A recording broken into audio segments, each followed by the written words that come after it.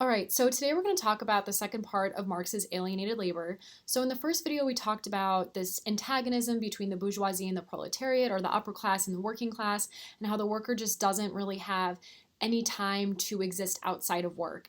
And so what does it mean to be alienated? So we're going to talk about what this alienation means and how it really kind of dismantles the worker. So to be alienated, right, you're disconnected, you're not really having a say in what you're doing, you don't really see yourself in your product. And so this is how the worker is alienated, because their work and the product of their labor exist outside of themselves. So that's what it means for labor to be externalized. If you are not connected to what you're doing, you don't have a say in what you're doing, you don't really see yourself in what you're doing, then it's going to exist outside of you. So that's what it means for the worker to have their labor exist outside of them, to have their product exist outside of them. And alienation is happening on so many different levels. So the worker is alienated from the product of their labor. They're alienated from the process of production. So how are they making something? How are they creating that object? They're not the ones who are coming up with how to create it. It's people at the top who are coming up with that. So they don't really have a say in how they're creating something. And then the entire process of production and the relationship to it. So they don't have a say as to when they take a 10-minute break or a 15-minute break or a lunch. They don't really have a say as to what they're wearing in certain cases. So they don't have a say, and they don't have their autonomy or their freedom in their work. They're not engaging in creativity. So they don't really see themselves in their work. They don't see themselves in the world that they're living in. And that's a tragedy of alienation. They're alienated from their work, from the process of production in so many different ways that they feel completely disconnected from something that they're doing 9, 10, 12 hours a day, which is the tragedy of capitalism for Marx. So if someone is at work, we spend most of the time in our lives at work, whether it's 8, 9 hours a day, 5 days a week, or 7 days a week, who knows? And so for the worker, for the proletariat, because they don't have a say in anything, because they don't see themselves in what they're creating, they don't belong to themselves at work. So they feel anxious, they feel worried about things. And so to feel anxious and not like yourself for most of the day is extremely kind of discombobulating, because you don't really see yourself in what you're doing. And that is a really frustrating process, and you lose your identity. So you aren't connected to your species being anymore. In the first video, I talked about what species being is. And so species being is basically this connection that we are all human beings.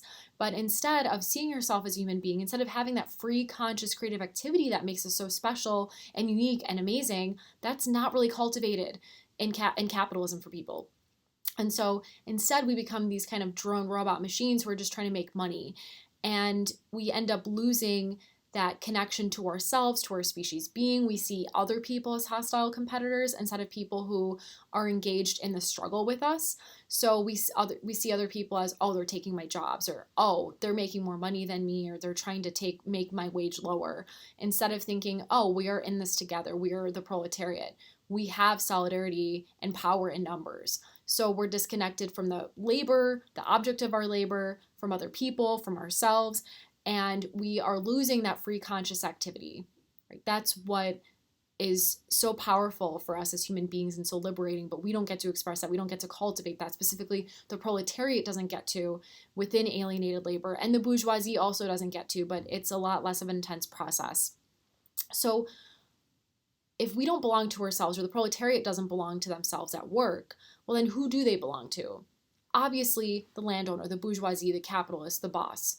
And then their labor also belongs to the bourgeoisie, the proletariat, and their boss. So they are working so hard, but they don't reap any of the benefits, any of the rewards. And they don't feel like they own anything. They don't feel like what they're doing is reflected in their work. So now that we know how alienation works, we can see how it's connected to private property. And so Marx sees private property and alienation as being fundamentally intertwined and as leading into one another. So alienated labor contributes to private property, because if someone is so overworked, they're so tired, they don't have the means of production, they are living paycheck to paycheck, then they don't really have private property. So they can't really get out of that situation.